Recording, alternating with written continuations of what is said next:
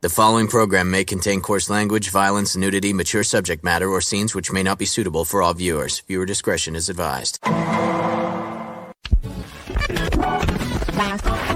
All Hit Radio.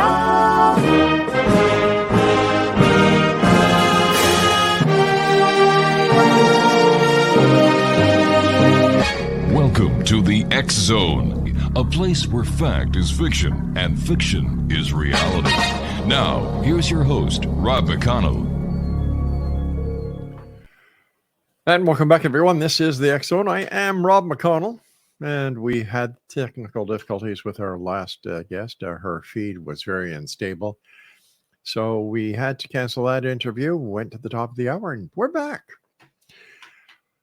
We're coming to you from our broadcast center and studios in St. Catharines, Ontario, Canada. And we're coming to you around the world on the Talkstar Radio Network, Mutual Broadcast Network, and Channel 54 on the X Zone TV channel on Simul TV. You can email us anytime, xzone at xzoneradiotv.com, or on any of the multimedia pages that we have, and social network pages at X Zone Radio TV. My guest this hour, X Zone Nation, is a gentleman I've had the pleasure of having on the show before. His name is, are you ready for this? Dr. Brooks AGNEW. And Brooks, welcome back to the X Zone. How are you, my friend? Oh, thank you so much. Good to be here. What have you been up to since you and I last chatted? About 4 years ago now. Oh, my goodness. Well, I'm still working full time and still working on the electric trucks. We still have those prototypes operating. Great. And I wrote a couple more books since the last time we talked, and still doing research here and there, speaking at various conferences, staying busy. What are you researching on now, Brooks?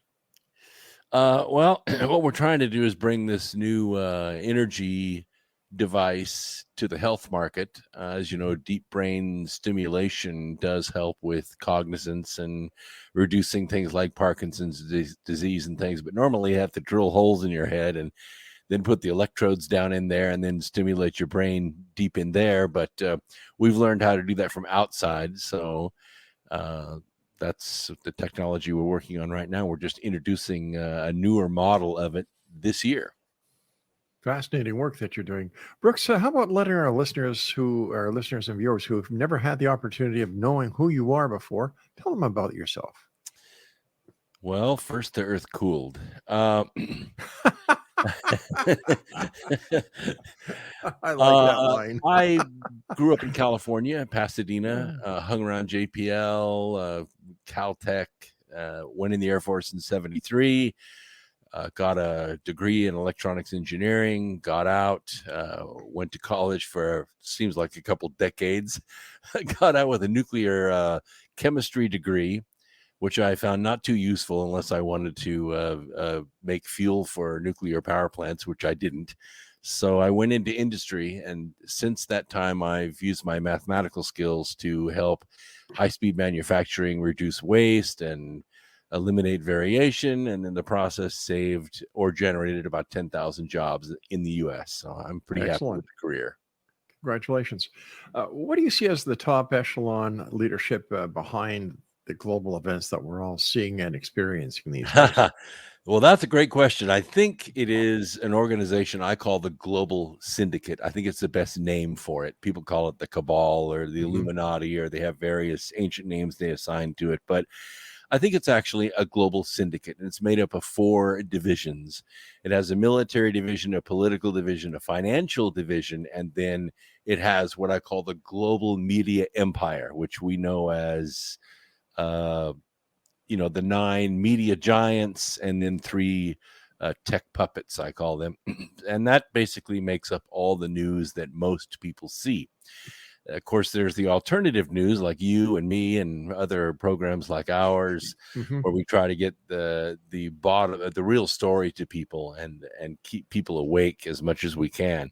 But this organization has pretty much captured every major government of the world, including ours. And we're seeing that internal battle going on inside our own government, not just in the agencies, departments, bureaus, and administrations, but also in the state governments. And we're watching this play out before us. And I think we went on a long time asleep. We really didn't know any of this was going on. We went to our jobs and got our, educations and raised Yeah. our kids, and we didn't really think about it. But now it's invading everything we do, everything we think, everything we believe, and we're seeing it really for the first time in our lifetimes, maybe in the first time in history. We've really been able to expose this globally and do something about it, keeping ourselves awake and aware.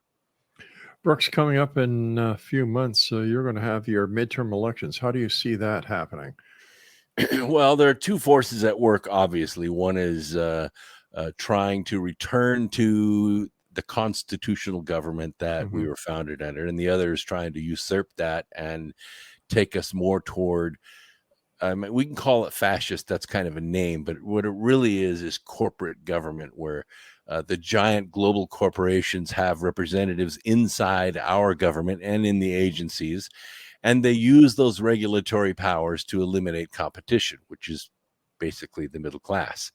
It's always been that way, and from time to time it crashes, and I think we're pretty close to that now. So these forces are going to be battling it out in about 40 days in our election. And, as I said, this is just a political arm of the global syndicate. It doesn't have a whole lot of power, but it does have the ability to correct the course if we put the right people in place. As you see when you watch our television, you watch our committees, our congressional and senatorial oversight committees pull these people in and grill them.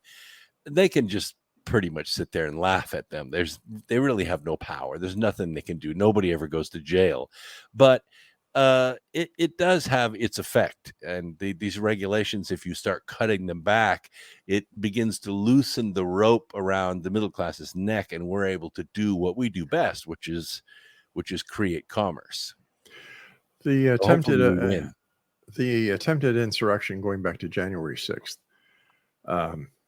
How did that affect the United States and its placement in the global marketplace? Well, again, that's the global media empire putting a name on something that wasn't an insurrection at all. This was 1 million people that came to Washington to say two things. Number one is, we know what you did, and we're here to let you know that we're aware of that. And the second was to back up our constitutional government so that the states themselves could say, we've had a lot of problems in our state election. We'd like to wait until we sift this out before we put our electors up into the college. And then, of course, they just threw open the doors and disrupted the meeting. And really, it wasn't violent at all, not from what I could see. I was there. There was one woman who was shot and killed. That was premeditated murder by anybody's account. But the global media empire has since couched this or turned this into something like an insurrection. It most certainly wasn't. There was much, much more violent and much more insurrection after President Trump was elected, with a series of demonstrations in Washington that just threw trash everywhere and broke windows and burned cars and threatened to blow buildings up. There was none of that on January 6th. None of that. There wasn't any trash on the ground. Do you think that the election was fixed? I don't think it was really an election. I think we had an election, but I think there's an organization, I call it Ballots R Us.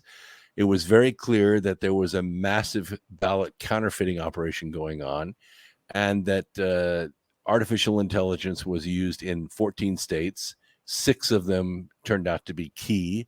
They were able to warehouse ballots ahead of time, all pre-voted, stop the vote in the middle of the night, make a phone call, get a delivery of those ballots, put them into the system. And this was all filmed. It was all photographed. Everybody saw it. But it's sort of like if you have a marathon race, 26 miles, everybody takes off and runs. And then right at the last mile, a shuttle bus shows up and an old feeble man steps out of the bus, grabs the trophy and says, "I won." And the media just comes in around him and dares anybody to argue with the results. Where did the media go wrong, and how long ago? Well, I think the media went wrong in the early 90s when the major mergers started to happen. Yeah. At one time, we had about 55 major media companies in the world, and they were all competing for market share because their advertisers wanted it. Yeah. And then President Clinton got elected in 92, and a series of mergers began to take place. And we went from 55 to 20 to 9. And so now you basically have 9 white guys that run every single minute of syndicated TV, whether it's cable or broadcast in the United States, basically in the world. And doing that, they're able to control the narrative. And it doesn't matter what program you watch, what channel you turn to. And I mean, you've seen the collages that they have put together of exactly the same phrases being used by the news actors, Yeah. and on every single station, on every single program. And you begin to see the collusion that one single mind is creating this narrative, and then it's disseminated through these 9 media heads. Unbelievable. It is unbelievable because, Jefferson once said that the really key to keeping a free nation is the press. Yeah. Because the press is we're the people that hold the elected officials' feet to the fire. We're the ones that keep them honest. But when the press falls into this corporate groove where we say what the people will think and what the people will believe, and we put beautiful faces that don't blink when they read the teleprompter, and we watch them and we believe in them and we have faith in them, whether it's Dan Rather or whether it's Kelly or whoever it is that we watch that's our favorite, it's all the same message. Brooks Agnew was our guest. His website is brooksagnew.com. A lot of talk since you and I have been together these past years, Brooks. We've had COVID. We've had the financial crashes, the housing market crash. And yet there's one major element of the news that isn't, in my opinion, getting the right attention, and that's climate change. In your opinion, is climate change real? Well, the climate always changes. I'm a mathematician, not a meteorologist, but I can tell you as we go through the statistics and we go back to whenever we've been keeping temperatures and measuring those kinds of things, the Earth temperature undulates. It goes up and down, but since 98 and especially since 2008, the Earth has actually been cooling. And we've had a couple of events recently that are going to exacerbate that. One is the volcano that we just had in the ocean, and that blasted a bunch of water vapor, which is kind of rare. Normally we get a bunch of ash only, but water vapor is kind of unique. When it goes up into the atmosphere, it stays for a long, long time. And what it does is it absorbs infrared energy, which prevents it from reaching the ground and thus warming up the Earth. So we're going to see a significant, measurable temperature drop over the next couple of years because of that volcano. So it has nothing to do with the carbon emissions? No, carbon has been on the Earth forever. We're a carbon-based universe. And CO2 is not a global warming gas. In fact, if we cut back on the CO2 much more, we're going to start having a crop crisis, because there won't be enough CO2 to grow the crops at the rate that we've been growing them the last 100 years. So how are we sold this bill of goods? Well, this is mostly about tax. What they're trying to do is use a control mechanism. COVID was a try. It was a modified flu virus, which I guess turned out not to be as deadly as they thought it was going to be. About 99% of the people caught it and recovered from it, unless you had already comorbidities or were, old or something. It didn't even affect kids. But then they brought the V word. They brought that in, and they put it out before it was fully tested, and so we're having a lot of injuries from that. But they can't really control the world any more than they already have with that. So they have to use climate change as a way to move massive amounts of money around and be able to bring the middle class to their knees. Believe me, the wealthy don't feel this at all. They still fly around in their jets, and they have their yachts and their SUVs. They're not going to be bothered one bit by any of these regulations. It's basically us that will be regulated. So is this more weaning of the herd? No, it's not weaning of the herd. It's basically gathering up all the world's resources into very few hands. It's designed to be a commerce. It's designed to go around and around and around inside our communities. But since everything has gone global, and believe me, climate change is very global organization, all the money is being funneled into a few hands in a very, very small flow of commerce. And that is really going to leave a wasteland on Main Street. So in your opinion, who's going to be the winner when all this is over? All these dust settles? Well, I don't really know who's going to win.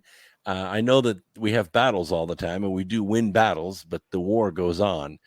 I don't know that for thousands of years we've been fighting this war, and I think for as long as we've recorded history, the world has been ruled by basically one man, one guy at a time with his wooden ships. He's ruled the world. That changed in 1776 when a group of guys said, well, we're going to declare independence and make a nation that's where the government is in fear of the people. That's never happened before. And I will say that since that day, well, since 1787, that global syndicate's been trying to get their world back. And once they get the United States out of the way, and they're very close to doing it, there won't be freedom or liberty ever again on the earth. So I guess they win. How do you see the United States in the future? That's a very good question, because we've really divided ourselves into a few metropolitan areas. There are about 25 blue cities that control entire states. There's no such thing as a blue state in the United States. There's only blue cities. But those cities, because they are pure democracies inside those states, it's majority rule. So they control their states. And I think that system of a republic is actually going to falter. I don't know that it can be saved. I just don't know if with this current system of government, the way it is, all democracies are doomed to failure. It's been that way since the days of Herodotus. That's why republics are really a better form of government, because they're representative instead of mob rule. But we don't have republics in our states. We have democracies in our states. And so the states will fail one by one. And as they do, they'll begin to pull the entire nation apart. In your opinion, what part of this battle is being fought by the people who are on the internet 724, 365? I'm talking about the mom, the pops, and the conspiracy theorists, and it seems that digital warriors. I think a lot of it. I think that's basically the resistance. We're the Rebel Alliance, as it were, and we're fighting the empire. They have all the resources, but they have this mistake that they've made. They think that value is in money, and it isn't. It never was in the money. The value is us. The value is our hands. We're the ones that make stuff. We're the ones that do the labor, plant the crops, forge the steel, put things together, make things work. Without us, there's no value. So what's going to have to happen, and I think it will, and we're probably going to feel it sooner rather than later, is we're going to see a separation between the value and the money. And it's going to be funny to watch, because all those people that think they have all the riches in the world, they're really going to have nothing but money. And money is not going to be what it is that drives the world. We're going to figure out a way to do commerce with one another without that system of exchange. And that's how we're going to beat the system. But the system was voted in by the population, the majority of the population. So what are we saying? Pardon? You're absolutely right. And, but like I said, the system that's voted in is not the majority of the nation. It's the majority of the population, because the cities that control their voting machines, like Chicago and LA and New York, New York City is New York State, even though New York State doesn't think anything like the city. You go anywhere in California. I speak at Mount Shasta. I speak in different parts of California and Arizona. They don't think that way at all. They think like you and me. But the major cities, they are the population centers. So even though the majority of the people are electing these representatives that are passing these regulations and these laws, that is not the majority of the country. When you look at a county map of Canada or a county map of the United States, the vast majority of the people believe in God, and they believe in themselves, and they believe in their communities. They don't believe in all this corporation and this corporate stuff. They don't support it. They don't believe in it, and they can get by without it, quite frankly. But isn't it the corporate stuff that keeps the country going? It appears that way, but we have done it before, and we can do it again. We don't have to have, shirts from Malaysia. We don't have to have cabbage from Mexico. We don't have to have that stuff. I think Canada and the Freedom Truckers really demonstrated something very powerful. Well, I've got to tell you, I was against it. I was dead against the Freedom Truckers. I think that they tried to hold the country hostage. They did. Yeah, that's what they felt was their power. I was totally against it, and I was glad to see what the government did by invoking the Emergencies Act. I think that the truckers, there's a right way and a wrong way to do things, and they took it upon themselves to do it the wrong way. Yeah, that was their form of rebellion. But what it did is it showed that the people can only take so much, and then they're going to fight back. The minority, the best way they can. The minute minority. The rest of the Canadians were so ticked off at them that we were all applauding whenever there were arrests made, whenever trucks were seized. There's a right way and a wrong way to do it. They did it the wrong way.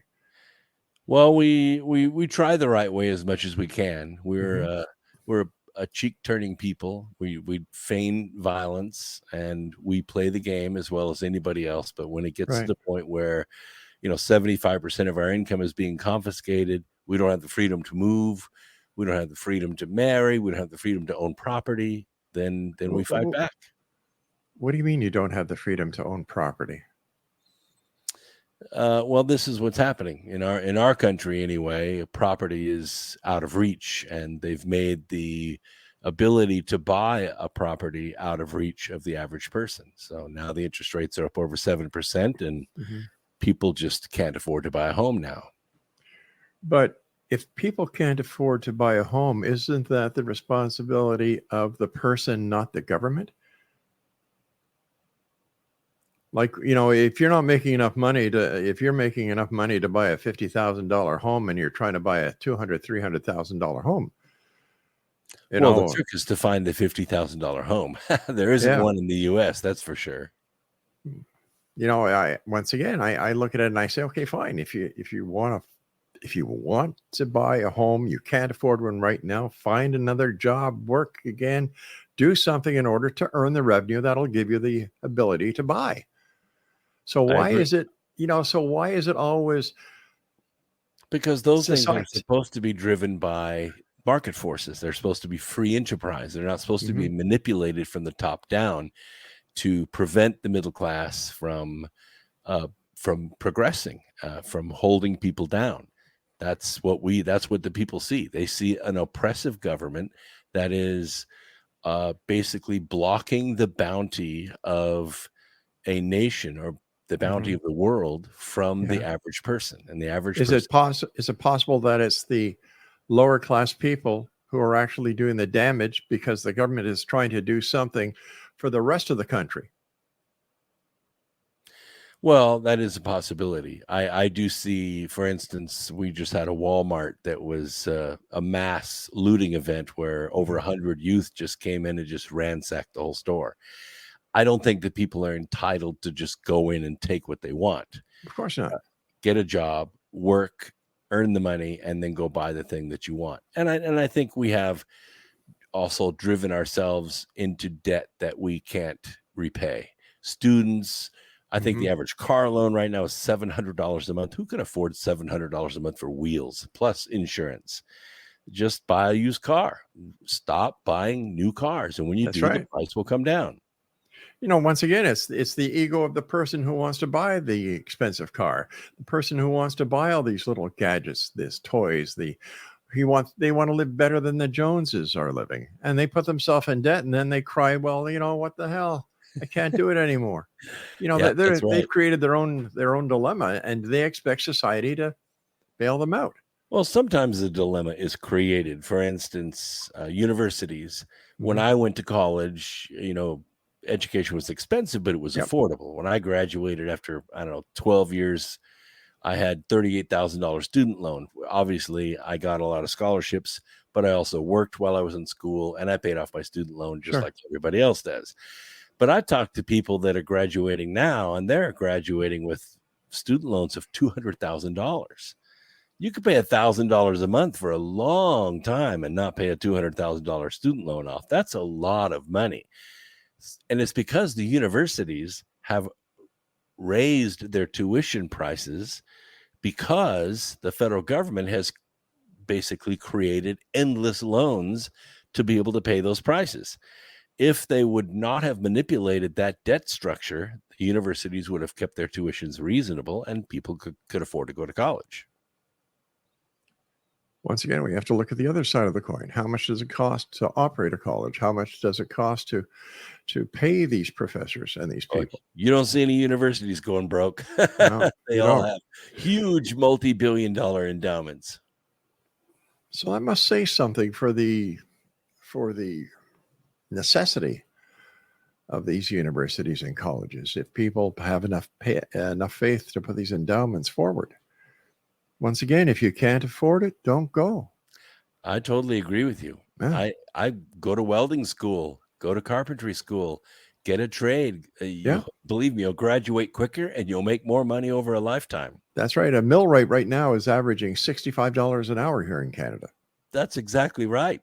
Yeah. That's exactly right. And a millwright's good money and you'll never be out of a job. Exactly. There's always stuff to do.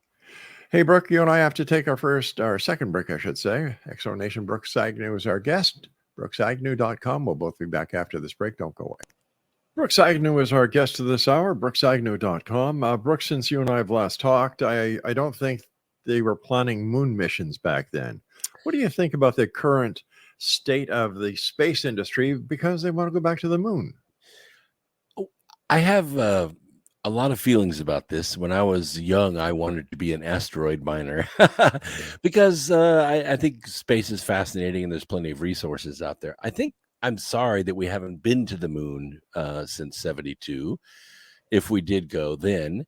But there are a lot of resources on the moon. I just don't know that they're approaching it correctly. I think the Artemis 1, 2, and 3 missions are a waste of money, to tell you the truth.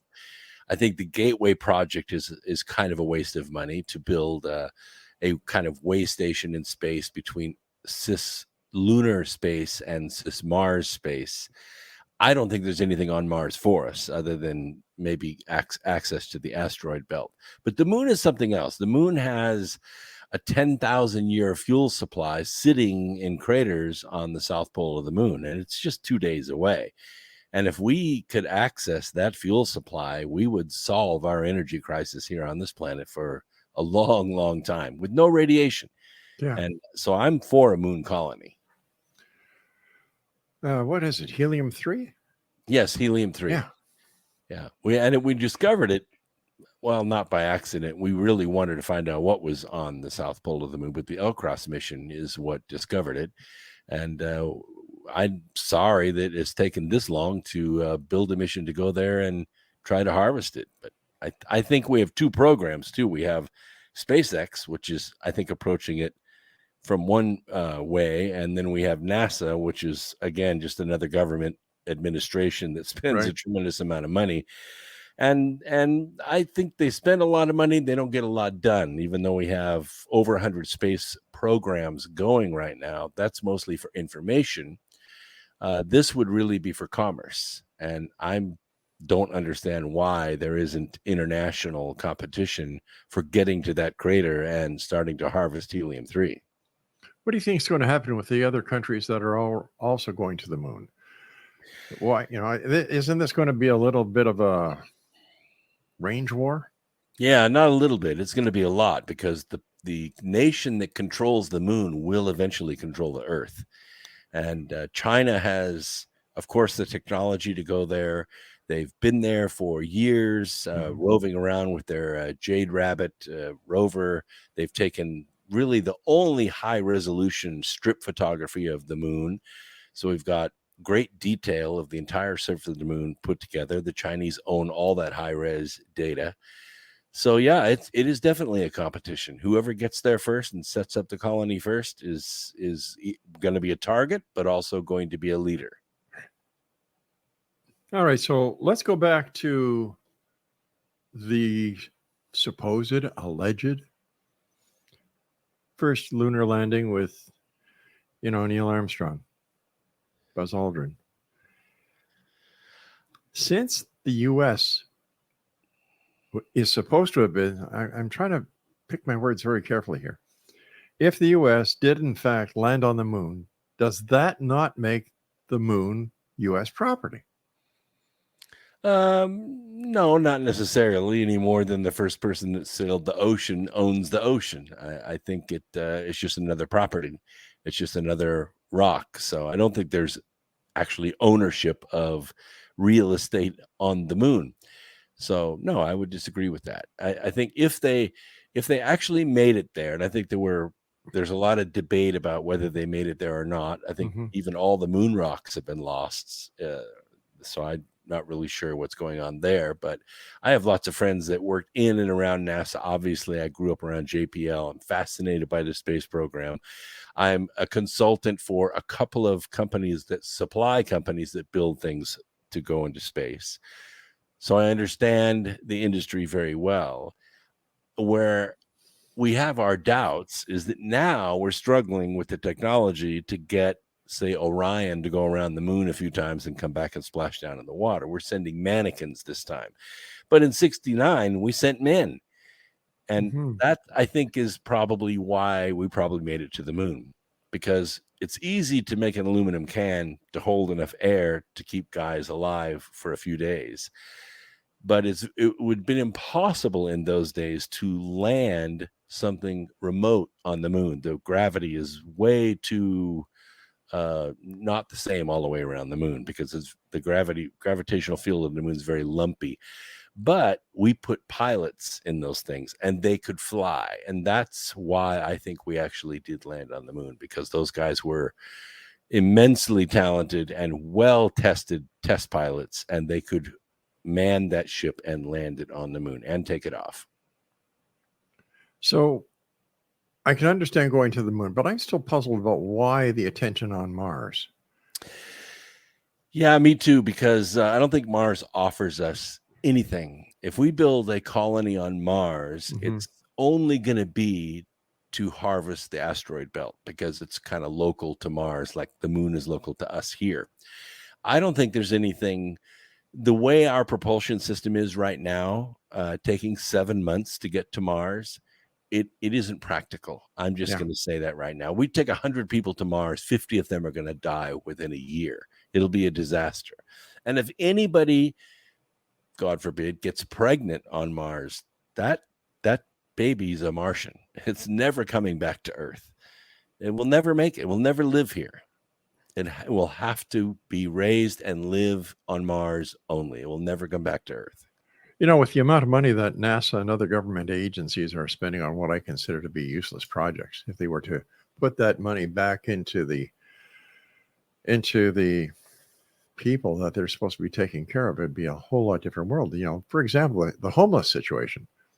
Unbelievable. No matter whether you're in the United States or up here in Canada, homeless all over the place. Yeah. Now, living in tents, living on the streets, living in subways, living in abandoned buildings. Well, why waste money going to Mars? There's only so much you can do, but that's a problem that's multidimensional. I myself I one time I owned a quarter of a city block in the city that I lived in, but Mhm. all my debt, all my buildings that I owned and vacant lots that I owned that I was developing were financed through a small bank that had only 8 branches. And when the savings and loan crisis hit and all the savings and loans went broke, Yeah. I lost my city block. It went broke. They asked for all the loans to be paid off. Obviously, I couldn't do that, didn't have the revenue stream to do that. I Right. was relying on them to be financially stable enough for me to make the payments with my rents that I was collecting. So I went from being worth, this was 92. I went from being worth about $1.5 million to being worth nothing overnight. Oh my And I had gosh. 4 small kids at home. So we ended up buying a tent and moving into a KOA for that summer. I built 3 homes for a large national company that was building homes in Tennessee. And I Mhm. made enough money off those 3 homes that by the time it started to get cool in October, we were able to get into an apartment. So I was homeless for a while, but I worked my way back off the street. And I've taken supplies, blankets, food, Tupperware, and things like that to tent cities here in North Carolina and South Carolina. And I've talked to those people. Some of them are quite smart and quite accomplished. They just hit a rough bump in the road, don't have enough money to get into an Mhm. apartment, don't have a permanent address for a while, and it turns into a spiral you just can't get out of. So there needs to be a resource for those people that have hit that bump, down on their luck, need a way to get back into the workforce and start being productive again and getting a roof over their heads. There's another part of that community that chooses to be homeless. They Yeah. just don't want to be part of the system. Yeah. They don't want identifications. They don't want driver's licenses. They don't want to own anything. Right. They're just foragers, I'll put it that way, and they Well, choose that lifestyle. And there's a lot of mental illness that oh, big time. A involved lot with of that, drug abuse as well. and drug abuse. You Absolutely. know, up here in Ontario, if you're homeless, you can get up to $1,200 and some odd dollars every month, and you don't pay taxes. The government pays your dental. The government pays everything, and you don't pay taxes. My idea And is, do people hey, climb up out of that morass, or do they use that money to say, "Well, I'm comfortable. I that's got to." exactly what they do. Wow. Yeah, like I don't why think go to that work? helps. I don't think that helps. It doesn't. It doesn't. There's plenty of jobs here in Niagara we've got vineyards, we've got orchards, we've got everything. And you see signs all over the place, help wanted, Mm-hmm. signing bonuses. And yet these people would rather live in a tent, not pay taxes. It's in one part of the town when the homeless get fed by the good people, it's like a feeding at a zoo. Yeah. Plus and then you've got the unscrupulous landlords who charge some homeless people $50 a month to let them use their mailing address so they can get more money. Like, I don't know I about don't know you. the solution to it. Yeah. I've seen several proposed, Yeah. but mathematically, I just don't see how they could work. It has to come from the person themselves. They have to say, Yeah. I'm tired of sleeping on the sidewalk and shivering myself to sleep Sure. each night. I'm gonna use my talent and go get a job, and 5 years later, I'll look back at this like a bad dream. Brooke, I'll tell you something. I agree with social projects, social assistance as a hand up. Mhm. Help people who really who've had bad breaks and they know it and they want to get themselves better again. But to see a lot of these people here where they just laugh at you because you're working, you're paying taxes. Yeah, they game And the system. yeah, They game the system, and know where all the handouts are and all the windows are, and they work they them sure do. like. My mother used to tell me, if you put half the effort into mowing the lawn that you put into getting out of mowing the lawn, you have it done. You and I have to take our final break. Please stand by. Exo Nation, Brooks Agnew is our guest, and his website is brooksagnew.com. I'm Rob McConnell. We'll be back. Hey, Brooks, first of all, I want to thank you so much for joining us. Always a great pleasure talking to you, my friend. And Always a pleasure congratulations on your great program. Thanks, buddy. Congratulations on all the thing you're doing. Tell us about any new books you've got. Well, I wrote a book series called The Birth Trilogy. It's spelled Bearth, so it's kind of a play on words. Mm-hmm. And it is a story about a different twist on the rapture, where the earth is actually a living thing. And technically speaking, it is, because it Yeah. respirates, it spontaneously brings forth life, it resists toxins, those kinds of things. And the ancients believed that the earth had a kind of consciousness about it, and that the race of man on it also had a consciousness, and we lived in a symbiotic relationship with the planet. And when the more part of mankind became wicked, earth would have this like allergic reaction. So there'd be like a hurricane or earthquake or a volcano or something, and it would spank the race of mankind back down to a few tribes, and they would start over again. I love it. Well, now we've got 8 billion people alive on the earth, and about half are wicked and about half are good, and earth can't decide whether to destroy us or release its bounty to us. So it decides to split into its paradisaical origin of a higher earth, a spirit earth that was created in the book of Genesis, and the physical earth, or the temporal earth, which is the rock and metal one that's in orbit around our sun. So as the planets begin coming apart, the race of man begins to divide as well. They resonate with different planets. And this division becomes the unsolvable problem that you have to have in a series like this. And it has turned into a marvelous story. Millions of people have heard it and they're excited about it. And so we're trying to bring it to TV. So we're now courting the networks. We've written a lot of scripts. We've won some script contests with it. So we've got some Wheat Straw. That's kind of the award thing that goes with writing scripts. Right. And we're going to try to get it on TV. And then the last book, of course, we covered a couple of times ago on your program, which was Charm of Favor. I'm writing a sequel to that, which really? It is turning into, it was going to be a pretty simple project, because Charm of Favor is a story of a war that breaks out inside the Pentagon. And it spreads throughout the government. So we have kind of a deep state against the people's state, as it were. We're kind of seeing it play out right now. Exactly.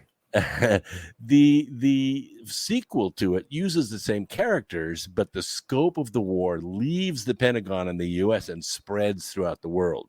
So now the weapons and the cost of failure is insurmountable. And so it may turn into 2 books.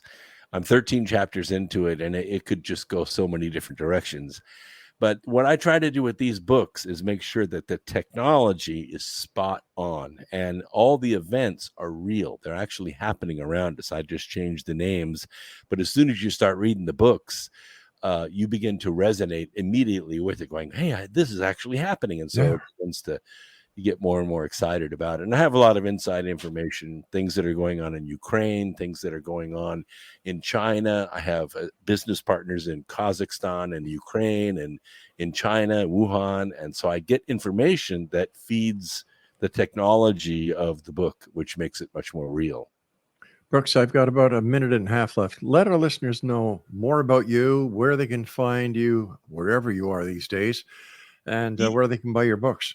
The easiest way to find me is just brooksagnew.com. Everything links through there. I do have a podcast every Wednesday and Sunday nights at 8 p.m. Eastern time. And the books are available all on Amazon, Barnes & Noble, and I don't sell in bookstores because I can't afford the book insurance on all the books now. So we just sell online, and it does very well. If you buy the paperback or the electronic version of the book, I will give you the audio books for free. So if you're not a great reader, don't worry about it. I read them for you. Brooks, I want to thank you so much for joining us. Always a great pleasure talking to you. Continued success, and I look forward to the next time we get together, buddy. Absolutely. Take care, Brooks. Exonation, Brooks Agnew has been our guest this hour, www.brooksagnew.com. Wow, time flies when you're having fun. When I come back at the top of the hour, Gloria Prema is going to be talking how science is working to prove spirituality. Now, there's a concept, a novel concept. We'll be back at the top of the hour. Don't go away.